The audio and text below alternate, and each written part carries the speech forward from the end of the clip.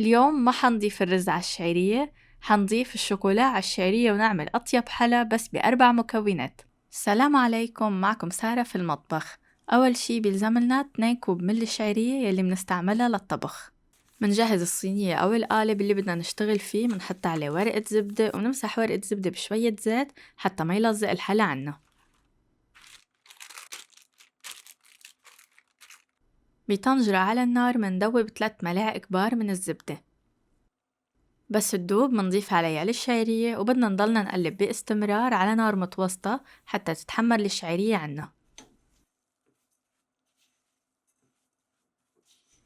ما في مانع تزيدوا شوية زبدة إذا حسيتوا إنه عبالكن تزيدوا شوي، بس ما تكتروا حتى ما يطلع في كتير دهن فيها.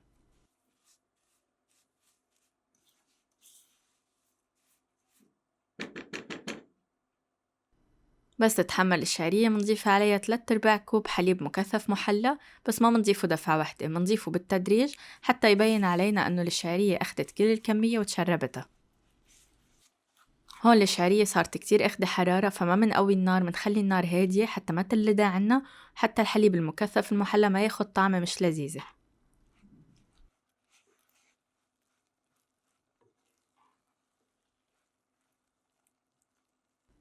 آخر شي بدنا نضيف بس شوية مي حتى نرطب الشعرية، لأنه بتعرفوا هي حتكون قاسية وما بدنا إياها تزعجنا إحنا عم ناكل. منضيف شوي شوي عدة ملاعق، من 3 ل5 ملاعق حتى نحس إنه الشعرية طريت شوية عنا وتشربتن.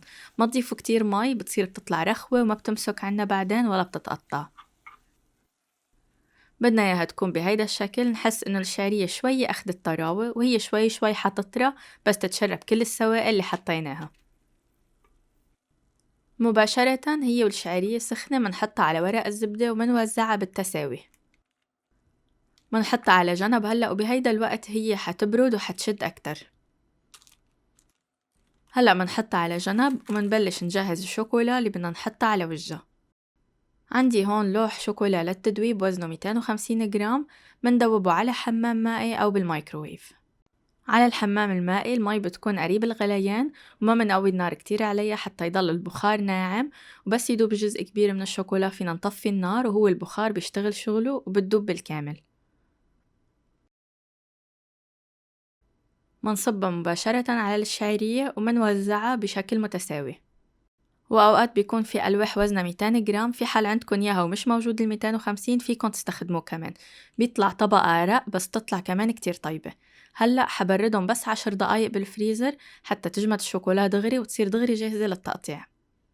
حتى خطوة التفريز منا أساسية، في حال حسيتوا إنها جمدت دغري صارت جاهزة للتقطيع، فيكن تشتغلوا مباشرة من دون أي تبريد. أنا بس كرمل هيك أعطيها شوية برودة تطلع أطيب بالتقديم، بس أكيد حسب الرغبة.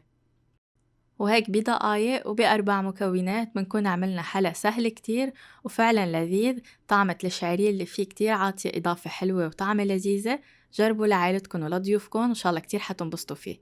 هيك مننهي الفيديو لليوم، إن شاء الله يكون عجبكم، أتمنى منكم تجربوها وتعطوني رأيكم فيها. صحتين وهنا.